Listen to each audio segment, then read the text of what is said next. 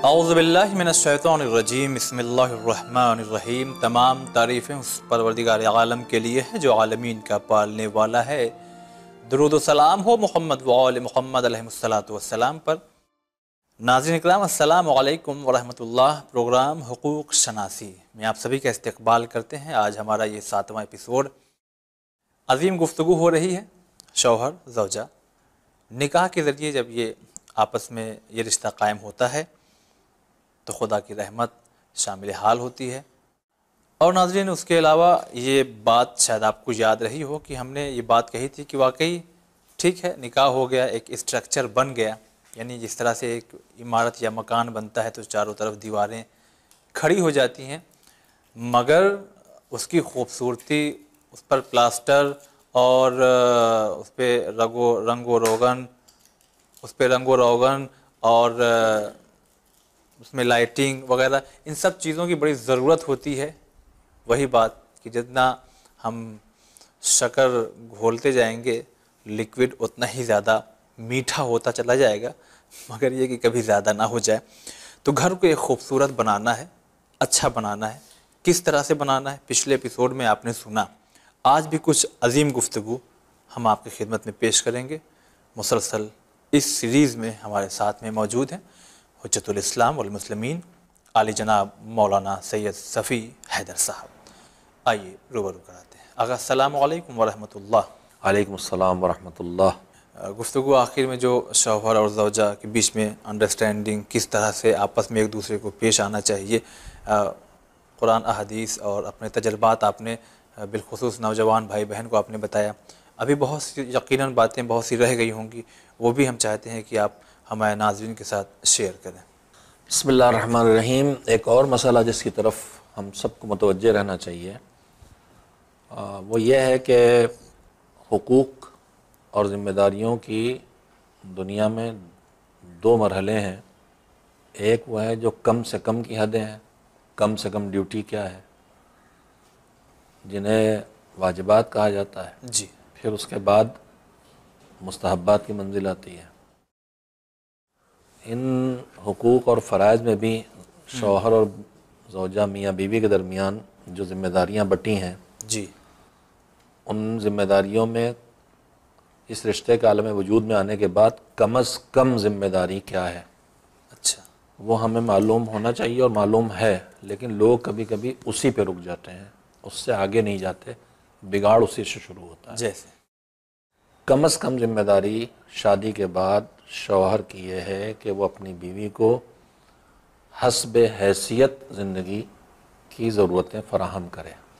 ठीक है। खाना, पानी, लिबास, रहने की जगह, ज़िंदगी की दीगर सहूलतें, जो हैसियत है उसकी, जो वो कर सकता है वो करे। और यहीं पे ख़ातून से कहा गया है कि जो शौहर कर सकता है वो करे, उस पर दबाव मत बनाओ, ज़बरदस्ती की डिमांड नहीं, डिमांड्स उसकी उसके हैसियत सामने ना रखो।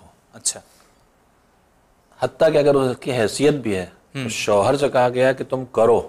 हाँ। लेकिन अगर अपनी हैसियत मुताबिक नहीं भी कर रहा है तो औरत से कहा गया है कि तुम डिमांड न करो। तुम्हारा हक है लेकिन डिमांड नहीं करना। घर चलाना है तो डिमांड न करो। तो कम से कम मर्द की जिम्मेदारी है उसकी ज़िंदगी को वो ज़रूरियात फराहम करना जो उसके हस्ब हैसियत, शौहर के हस्ब हैसियत है। हो सकता है आजकल वो दौर आ गया है कि अच्छे लड़के नहीं मिलते, तो कभी कभी साहिबान हैसियत अपने से कमज़ोर घरों में माली लिहाज से शादी कर देते हैं। बेटी उस घर से आई, बहू उस घर से आई, बीवी उस घर से आई जहाँ घर में एसी भी लगा है, कार भी है, उसका कमरा अलग है, ज़िंदगी की सब सहूलतें। अब जिस शौहर के घर में आई है वहाँ फ़िलहाल वो सहूलतें नहीं है। तो यहाँ पे हमारी बेटियाँ गलती करती हैं, कदम कदम पे ताने देना शुरू कर देती हैं, जो मज़हब में इसकी इजाज़त नहीं दी गई है। जितनी उसकी हैसियत है उसके मुताबिक खुश रहो और खुश रखो। अल्लाह तुमको भी इंशाअल्लाह रोज़ी देगा और तुम्हारे आने ही से रोज़ी आने वाली है, ये भी यकीन रखो। कुरान मजीद में साफ हुक्म है कि बिस्मिल्लाहिर्रहमानिर्रहीम व अनकिहुल अयामा मिनकुम वस्सालिहीना मिन इबादिकुम व इमाइकुम इन यकूनु फ़ुक़रा युग़निहुमुल्लाहु मिन फ़ज़लिह। वाह। खुतबे में आयत तो पढ़ी जाती है, मगर हम लोग सारी ज़िंदगी मजलिसों के और जुमे के और निकाहों के खुतबे सुनते हैं, कभी ख्याल नहीं आता कि इसमें कहा क्या गया पूछ लें, और हमें भी ख्याल नहीं आता कि हम यही बता दें कि अरबी में जो हमने कहा क्या है। हाँ। खुतबे के आखिर में आयत पढ़ी जाती है, अल्लाह कहता वान के हुल अयामा मिनकुम व सालिहीन मिन इबादिकुम व इमाइकुम। आयत उस दौर की है जब दोनों तरह के इंसान थे, आम लोग और ग़ुलाम और कनीस। ठीक। उस वक्त की आयत है, हमेशा के लिए है। उसमें एक हिस्सा ख़त्म हो गया है कि जिनकी शादी नहीं हुई है उनकी शादी करो, ठीक।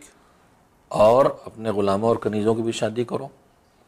इन यकूनु फ़ुक़रा, अगर ये तंगदस्त होंगे, युग़निहुमुल्लाहु मिन फ़ज़लिह, तो इस शादी की वजह से अल्लाह अपने फ़ज़ल के ज़रिए उनकी तंगदस्ती को दूर करेगा, दूर कर देगा। लिहाजा मेरी बेटी जो बहू बन के किसी घर में गई है और अपने बाप के घर से कमतर सहूलतें उसे मिल रही हैं, तो इस यकीन के साथ कदम रखे कि अल्लाह उसके साथ रोज़ी भेजेगा।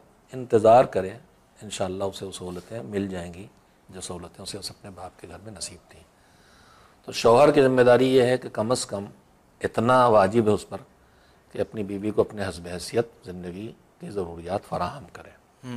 दूसरी तरफ ख़ातून की ज़िम्मेदारी ये है, जिसको ज़रा फ़िक़ही ज़बान में कहते हैं हक़्क़ुत तमकीन, यानी शौहर को बीवी से जो इस्तिफ़ादा करना है, मर्द को औरत से जो इस्तिफ़ादा करना होता है, उसके लिए अपने को हमेशा अवेलेबल रखे। ठीक। उसमें इनकार करने की उसे इजाज़त नहीं, सिवाय इसके कि कोई उज़्र हकीकी हो, वाकई है, बीमारी है शदीद, उसके अलावा उसको हक़ नहीं है कि इनकार करे। और इसी हक़ को अदायगी में जो चीज़ रुकावट बने, मज़हब उसकी इजाज़त भी नहीं देता। अच्छा। शौहर को इस वक्त अपनी बीवी की ज़रूरत है, वो महल्ला टहलने गई हैं, अम्मा अब्बा से मिलने गई हैं, तो अपने हक़ को कैसे हासिल करेगा। लिहाजा दूसरी ज़िम्मेदारी बीवी की है कि घर छोड़ के शौहर की इजाज़त के बग़ैर नहीं जाएगी। शौहर की ज़रूरत नहीं है उसकी, हाँ ठीक है जाओ। असल में घर से निकलने पाबंदी नहीं है, असल में वो हक़ जो शौहर का उसका हक़ है जी। और वो अल्लाह जानता है कि जो इसका हक़ अगर इसे नहीं मिलेगा तो ये बेरारवी पे चला जाएगा। कोई खातून अपना घर उजाड़ना चाहती है तो उजाड़ ले, अपने को मुश्किल बना के, अपने वजूद को मुश्किल बना के, अपने पाने को मुश्किल बना दे अपने शौहर के लिए, तो फिर वो सहल रास्ते ढूंढेगा, फिर फरियाद न करे। यानी क्या ये यहाँ पे ये कहा जा सकता है कि माशरे में कहीं कहीं सुनने में ये आया है कि हमारा शौहर जो है अब कहीं और, ये जुमला इस्तेमाल होता है कि मुंह मारता फिर रहा है, तो क्या कहीं कहीं ये ख़वातीन की कुछ गलतियाँ या खुद शौहर में को ये गौर करना चाहिए कि इसमें मेरी तरफ से तो कोई कमी नहीं है। अच्छा, अभी और बातें भी आएंगी, फराहम रहना, अवेलेबल होना, मैं ज़रा गाड़ी ज़बान बोल रहा हूँ, सहलुल हुसूल होना, आसानी से बीवी अपने शौहर को मिल जाए। जी। मैं ज़रा सरी लफ्ज़ बोल रहा हूँ, नखरे नहीं, उस हक़ को अदा करने में नखरे नहीं, ये बहुत अहम बात है।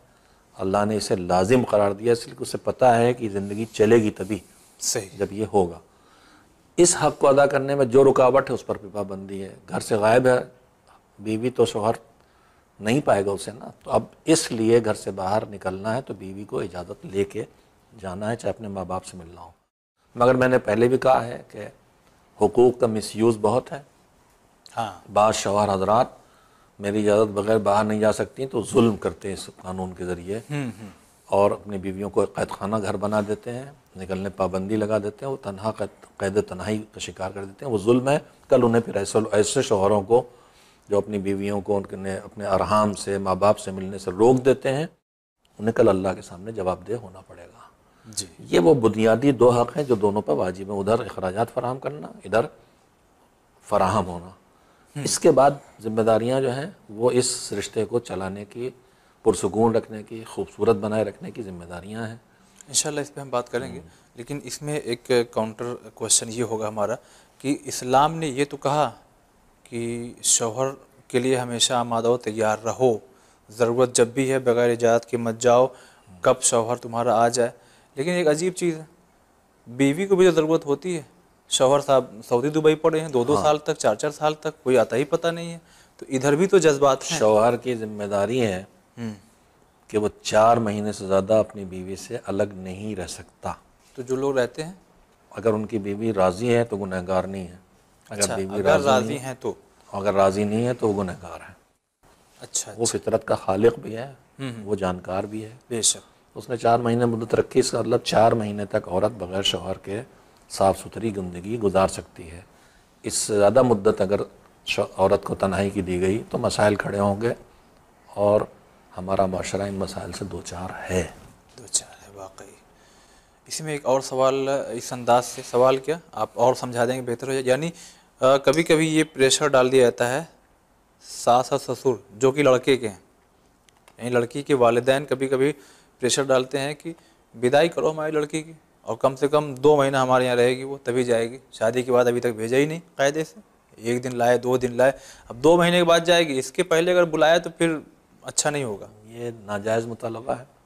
जिस दिन शादी कर दी उस दिन से लड़की अब बीवी बन गई है जी, और शौहर, यह हक़ शौहर का है कि वो कब इजाज़त दे जाने की और कितनी मुद्दत के लिए इजाज़त दे जाने की। आपस के मामलात समझा बुझा के तय कर लिया जाना चाहिए, न कि उसे झगड़ों की शक्ल में रखा जाना चाहिए। सही बात है। अपने दामाद से मोहब्बत का रिश्ता रख के उससे मनवा ली जाए, ये बात आमद रफ्त सिलसिला जारी रखा जाए उसका, ताकि नई शादी हुई है, इनको खुद समझना चाहिए बुज़ुर्गों को कि नई शादी, इनको आपस में एक दूसरे के साथ ज़्यादा से ज़्यादा रहने का मौका दिया जाए। सही बात। ताकि दूसरे को समझें और एक दूसरे के मोहताज बने। हाँ, हमने दूर रहना सिखा दिया तो वो सीख जाएंगे कि अलग भी रहा जा सकता है। अलग रहा है। हम तो साथ रहना सिखाएं, ना कि दूर रहना सिखाएं।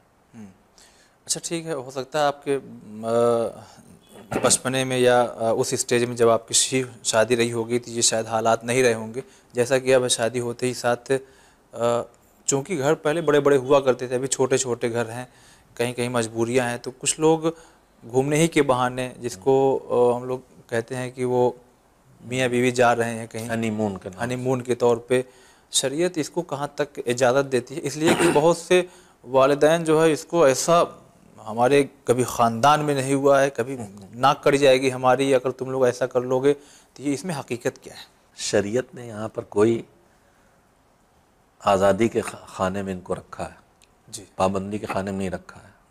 आमाल इंसानी की 5 किस्में हैं, वाजिब, मुस्तहब, हराम, मकरूह। उससे बाहर आज़ादी है जो बड़ी है। ये मसला कि हमने शादी कर दी है, वो बेटी गई, बहू बन गई, अब उसका शौहर उसको अपने आबाई घर में रखे, उसको अलग घर लेकर रखे, हनीमून बनाने जाए, कश्मीर जाए, ज़ियारत करने साथ जाए, कुछ करे, ये उसका हक़ है। हमको उसमें दखलंदाजी का कोई हक़ नहीं है। सही। दखलंदाजी करने का मतलब यह है हम ज़िंदगी को पहले ही दिन से बिगाड़ने में लग गए, अपने बच्चों की ज़िंदगी बिगाड़ने में लग गए। चलिए, बहुत बेहतर। अब एक सवाल हम नाज़रीन थोड़ा सा इस पर समझने की कोशिश कीजिएगा। वाकई आगा जो तजर्बात बता रहे हैं वाकई उस पर अमल करना चाहिए, घर इंशाअल्लाह खूबसूरत तरीन हो ही जाएंगे। पता नहीं क्यों ये चीज़ हमने खुद महसूस किया है अपनी इस उम्र में आते आते कि बुज़ुर्गों में अपनी जो एक अनानियत होती है उसकी बिना पे घर में बर्बादियाँ होती हैं। इसके बारे में क्या कहेंगे आप? मैंने अर्ज़ किया कि बहुत सी जगहों पर बुज़ुर्गों की बेजा दखलंदाजी और बुज़ुर्गों की लड़ाई दोनों तरफ के, हाँ, उसमें ये पिस जाती ये घर बर्बाद कर देती है। दोनों तरफ के बुज़ुर्गों को ख्याल रखना चाहिए कि नया रिश्ता कायम किया है, मेरी बेटी का घर बसा रहे, मेरे बेटे का घर बसा रहे, ये सुकून से रहें, ये भी सुकून से रहें। हम आपस में अनानियत की जंग न लड़ें, इनको मवद्दत व रहमत व मोहब्बत के साथ जीने दें। इंशाअल्लाह। क्या अज़ाब के मुस्तहक़ हो सकते हैं ऐसे माँ बाप जो अपनी आई हुई बहू के ऊपर ये प्रेशर, ये दबाव या जुमलेबाजियाँ, जहर नहीं मिला और बारातियों की इज़्ज़त नहीं हुई और कैसी शक्ल तुम्हारी है और कैसा मुँह लटका के रहती हो और कैसा वगैरह वगैरह, तो इस पर क्या वाकई अज़ाब होगा या इनका नुकसान कुछ है? छोटी सी उम्र में आपने बहुत कुछ देख लिया है, ये चीज़ें ज़ाहिर है कि इसमें प्रोग्राम के ज़रिए खुद फ़ोन बहुत से आते हैं। हाँ, ये चीज़ें वो हैं जिनके अलग अलग नाम है मज़हब में। दिल शिकनी मोमिन की, एहानत मोमिन, ग़ीबत मोमिन, घर उजाड़ने की कोशिश, रिश्ते तोड़ने की कोशिश, ये सब वो गुनाहान कबीरा हैं कि जो एक एक काम में कई कई, जैसे मुकदमा कायम होता है तो कई कई दफ़ात लगती हैं, कई कई दफ़ात वाले जराइम हैं जी। ये लोग समझते हैं कुछ है ही नहीं, हम जो ही चाहे कहते हैं, ज़बान जो चल रही है ये गीबत भी कर रही है, इहानत मोमिन भी कर रही है, मोमिन का दिल भी तोड़ रही है, मोमिन या मोमिना का कई गुनाह एक साथ हो रहे हैं। तो होशमंदी नहीं है हमारी, मज़हब से दूरी है। हमने मज़हब को खाली मुसल्ले और फ़र्श अज़ा के हदों में बांध रखा है, चंद नारों में डाल रखा है, चंद रसूम में बांध रखा है। मज़हब तो ज़िंदगी के हर लम्हे के लिए है जी। ये मज़हब से दूरी, मज़हब से नावाकिफ़ियत का नतीजा है जो इस तरह की बातें होती हैं। क़तन जायज़ नहीं है, जायज़ नहीं, हराम है, हराम है। यानी इसका फिर आपकी बारात को खिलाया, आपको शर्म आना चाहिए कि अपने मेहमान दूसरे दरवाजे पर ले गए। आप अपना वलीमा जितना चाहे बुलाइए खिलाइए। हमारे आजकल नया फैशन निकला कि जहेज़ तो आपकी बेटी आप जाने, ज़रा हमारे बारातियों का ख्याल रखिएगा। आपको शर्म नहीं आती अपने मेहमान दूसरे दरवाजे पर लेकर जा रहे हैं? बारात का जो लश्कर जाता है ये कौन सा इस्लाम है, किस इस्लाम में है? इस्लाम में तो वलीमा है। वलीमा है, वो वलीमा का मतलब यह है कि बेटे को खिलाना है, लड़के को खिलाना है, उसकी जो हैसियत उस हिसाब से जितना चाहे खिलाए। या अगर मेहमान ले आना तो क्या ये कह सकते हैं कि फिर दे दो इतना महर कि वो उसी में इंतज़ाम भी कर ले, इजाज़त लेके? देखिए मुझे किसी घर मेहमान ले जाने का हक नहीं बनता, नहीं। हाँ। सिवाय इसके कि मेरा मेज़बान खुद कहे कि आप आ रहे हैं, आप जिसको चाहिए लाइए।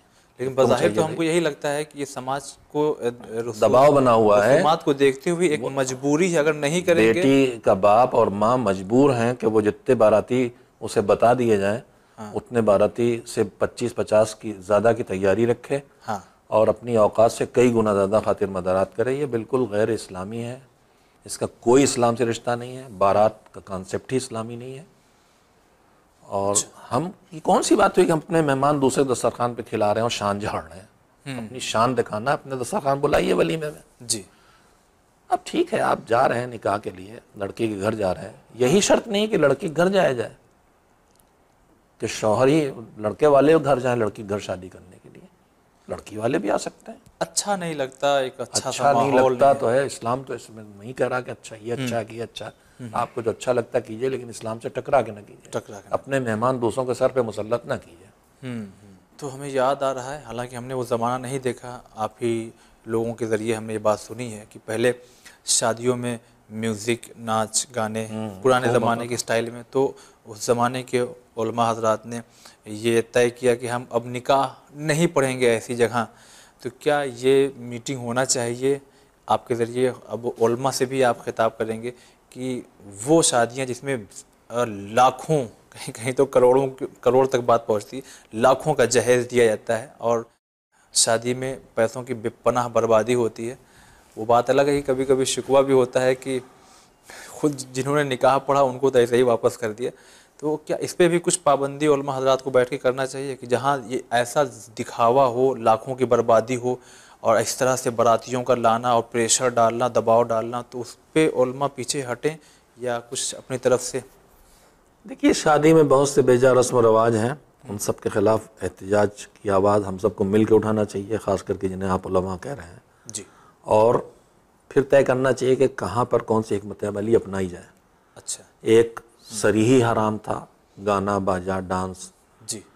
उस सरीही हराम में हमारा जाना अलग चीज़ है। एक इस वक्त की सूरत हाल है कि जैसे मैं कम अज़ कम अगर मुझे ज़रा से भनक भी लग जाए कि ये शादी जो हो रही है इसमें वो मखलूत मजमा होगा, मिक्स गैदरिंग होगी, तो हराम है उसमें जाना। मैं कहता तो मैं नहीं आऊँ, मुझे ना बुलाइए, आपको बड़ी जहमत होगी। जैसे मुझे किसी होटल में निकाह के लिए बुलाया जाता है, मैं माजरत शुरू कर देता हूँ, जिससे मुझे अंदाज़ा हो जाता है कि यहाँ क्या होने वाला है। सही बात। म्यूज़िक भी सामना हो सकता है और मिक्स गैदरिंग का तो सामना होना ही होना है। बहुत अफसोसनाक बात यह है कि अब पहले हम अम्मामा, शेरवानी, टोपी, कोई खातून सामने से गुजरे चाहे बेहिजाब गुजर रही हो, उसका बरदस्ता सर पे हाथ चला जाता था दुपट्टा ठीक करने के लिए, पता चल जाता था। अब वो हिस्स भी ख़त्म हो गई, मौलाना आ रहे हैं, मौलाना आ रहे हैं कि चीख लगती है और भीड़ है ख़वातीन की, उसी में से गुज़रना है और वो बेहिजाब सजी बनी बैठी हुई हैं। मैं अपना दर्द दिल अर्ज़ कर रहा हूँ खुदा के लिए, इफ़्फ़त और हया आपको मीरास में मिली है अपनी शहज़ादी से, कुछ तो उसका ख्याल करें हम लोग। कम से कम इन इज्तिमाआत में तो इस बेहयाई का मुजाहरा ना हो। अब तो समझ में नहीं आता है कि ये खातून किस मज़हब से ताल्लुक़ रखती हैं। सही बात है। तो बहुत सी चीज़ें हैं जो शादी में उनसे उनके ख़िलाफ़ आवाज़ उठाना चाहिए हम सबको मिल के, और तहरीक चलाना चाहिए, और जहाँ मुनासिब हो जो हिकमत अली उसके लिए अपनाई जाए। अगर उसमें किसी एक बुराई को रोकने के लिए यही हिकमत अली तय होती है कि हम यहाँ ये बुराई होगी तो हम मसलन निकाह पढ़ने के लिए अवेलेबल नहीं होंगे, तो तय कर लिया जाए। अच्छी बात। अच्छी बात। अभी इन बातों के ज़रिए एक अभी तक लाइफ में एक तजर्बा ये हुआ है कि ऐसी शादी में हमारा खुद जाना हुआ जिसमें मिक्स गैदरिंग तो नहीं थी, लेकिन जो स्टेज था उस स्टेज पे दूल्हा और दुल्हन को ला करके बैठा दिया गया। इसको थोड़ा सा अपने नाज़रीन को भी हम समझाना चाहते हैं कि कहाँ तक सही है कहाँ तक गलत। ठीक है, जो दुल्हन बैठी हुई है वो ख़वातीन को भी दिख रही हैं, दोनों लोग दूल्हा दुल्हन मर्द हजरात को भी दोनों लोग बहरहाल दिख रहे हैं। उसमें ये चीज़ भी सामने आई कि लड़की से मिलने ख़वातीन जब आईं, लड़की तो है पर्दे में, घूंघट गिरा हुआ है, वो पर्दा जो इस्लाम चाहता है कि ये हो वो तो है, मगर अब ख़वातीन का आना और मिलना इस्लाम ये नहीं चाहता कि सजी बनी हुई खातून मर्दों के मरकज़ निगाह बने, चाहे वो जो इस्लामी हिजाब जिसे कहते हैं आजकल वो हो, लेकिन इस्लाम इसे पसंद नहीं करता है कि वो मरकज़ निगाह बनाया जाए। मैं तो फ़ौरन वहाँ से वापस आ गया उनकी वालदा से कह के कि भाई मैं तो जा रहा हूँ, लेकिन आप क्या कहेंगे कि ठीक है वो घूंघट है मगर वो पूरा मेकअप शुदा है और लोगों का आके मिलना। मैंने अर्ज़ किया ना कि ये मखलूत मिक्स गैदरिंग को, मर्दों औरतों के दरमियान खल्त मल्त को इस्लाम पसंद ही नहीं करता। उसे पता है इसके ख़तरात क्या हैं और इसके नुकसानात क्या हैं। अरे हम तो बड़े मॉडर्न, कहाँ आप पुरानी बातें कर रहे हैं। ये पुरानी नई बातें नहीं हैं, ये इंसानियत की हिफाजत की बातें हैं। उसको आप पुराना नाम, मैंने कहा था ना कैप्सूल चढ़ाए जाते हैं, वही कैप्सूल है ये। और मैं कहूँगा यहीं पर कि अब इंतहाई तकलीफ़देह सूरत हाल ये हो गई है जी कि मुहज्जबा ख़वातीन के लिए शादियों में शिरकत दुश्वार हो गई है। सारी हमारी घर की ख़वातीन सजी हुई आती हैं शादियों में, और बेहिसाब दर्राना घर वाले, वीडियो बनाने वाले, सर्विस देने वाले मर्द वहाँ आते जाते रहते हैं। मुहज्जबा खातून के लिए मुश्किल हो गई कि ऐसी शादियों में जाएं कैसे। सही बात। हम सबको खुदा के लिए होश में आना चाहिए, और ये जो हम अंधी पैरवी करते हुए दौड़ रहे हैं इससे बचना चाहिए। सैलाब के धारे में नहीं बहें, सैलाब में अपने ताकत लगा के, ईमान की ताकत और तक़वे की ताकत लगा के उस सैलाब से अपने को बचाएं, वरना वो सैलाब तबाही की तरफ ले जा रहा है।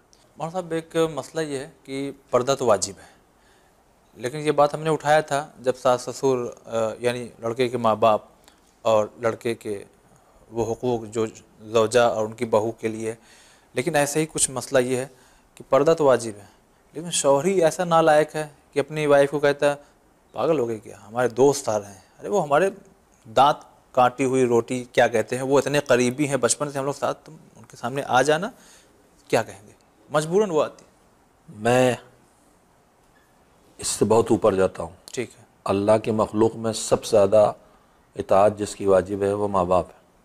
ठीक है। उनसे ज़्यादा कोई नहीं है जिनकी इताअत हो। सही। अल्लाह कुरान करीम में अल्लाह ने जहाँ उनकी इताअत का हुक्म दिया वहीं बता दिया कि उनकी इताअत कहाँ नहीं होगी। बिस्मिल्लाहिर्रहमानिर्रहीम व वस्सैनल इंसान बिवालिदैहि हुस्ना व इन जाहदाका लितुश्रिका बी मा लैसा लका बिही इल्मुन फला तुतिअहुमा।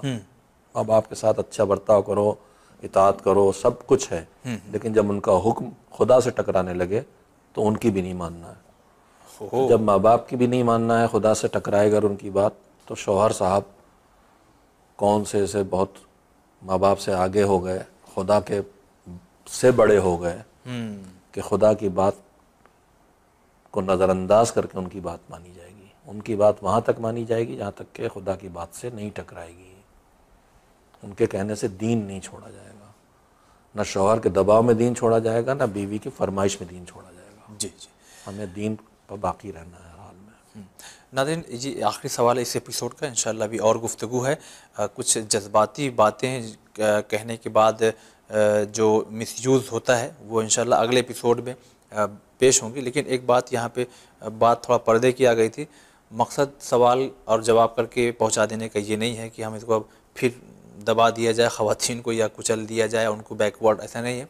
सवाल ये है कि अभी जो आपने कहा था कि वाकई इस्लामी हिजाब तो है वो हिस्सा जो नमाज में खुला रहता है, तो इसका कहीं कहीं इसको मिसयूज़ आप कहेंगे, या जायज़ है या नाजायज़ है, या किस कैटेगरी में, इस्लाम की किस डेफिनेशन में ये आएगा कि उतना ही हिस्सा खुला होता है जितना नमाज में है, मगर इतना ज़्यादा सजा हुआ होता है कि अट्रैक्ट इंसान हो जाता है, जबकि कुरान में ये भी है कि ऐ मर्दों अपने भी निगाह झुका कर रखो। वला तबर्रुजना तबर्रुजल जाहिलियतल ऊला, अज़वाज नबी से अल्लाह कह रहा है कि जो पक्की पिछड़ी पहली जहालत थी वो वाली सजावट न करो। तो हिजाब का मतलब खाली बदन और बालों का छुपा लेना नहीं, हिजाब का मतलब है अपने जमाल को छुपाना, न कि जमाल को उजागर करना। हर चीज़ का मिसयूज़ है, आज हिजाब का मिसयूज़ है चेहरे पर, इसी एतबार से नकाबें मुख्तलिफ़ तरह की डाली जाती हैं, कहीं सिर्फ आँखें खुली हैं, कहीं सिर्फ नाक खुली है, कहीं दहन खुला है, कहीं पूरा चेहरा खुला है। हिजाब आज ऐबों को छुपाने और जमाल को उजागर करने का ज़रिया भी बन गया है।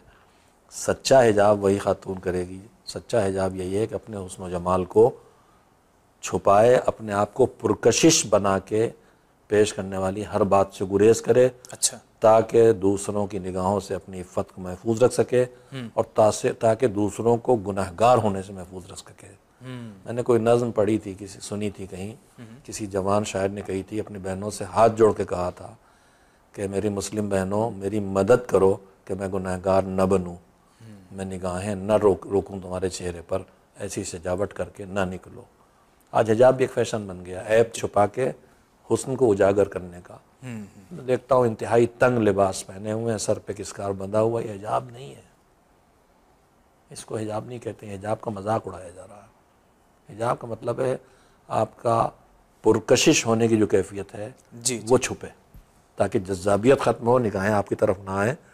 ये सिर्फ आपके शौहर का हक़ है। आज मामला उलट गया है, हुक्म यह है कि शौहर के लिए पुरकशिश बनो, सजो, बनो, संवरो। दूसरों के लिए सजना बनना, जब निकल के जाओ आओ तब तक लानत। हमारे यहाँ सारी तैयारी बाज़ार में जाने की होती है, खुशबू भी लग रही है, रवायात हैं कि लानत करते हैं फरिश्ते जब तक ऐसी खातून पलट ना आए। नहीं, इसमें देखिए फिर वही सब सवालात हैं जो अक्सर आया करते हैं, हम दूसरों के लिए थोड़ी लगा रहे हैं, और फिर ऐसे हालात है, इतनी गर्मी किसके है, लिए लगा रहे हैं खुशबू? हम तो उस माहौल में जा खुशबू रहे हैं होती जहाँ दूसरों के खवातीन लिए।